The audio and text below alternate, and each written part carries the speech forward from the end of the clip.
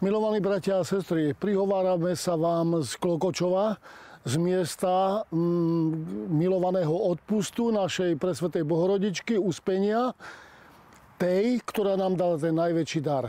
Dar svojho syna, božského syna Ježiša Krista.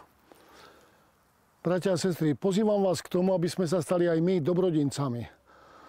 Ja viem, že je to v dnešných časoch dosť ťažké a predsa dať zo seba znamená dávať zo seba lásku, starostlivosť. Starostlivosť o našu cirkev, o našu grécko-katolícku cirkev. Cirkev, ktorá je poznačená mnohými mučeníkmi, vyznavačmi, aj vami, ktorí svoju vieru žijete.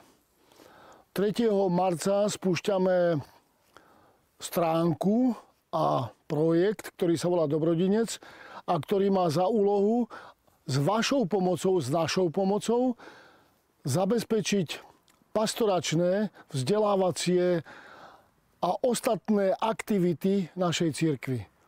Ja verím, že k tomuto dielu pristúpite s veľkou láskou, štedrosťou a radosťou, že môžeme pracovať na spáse nesmrteľných duší aj cez materiálne statky a materiálne dary.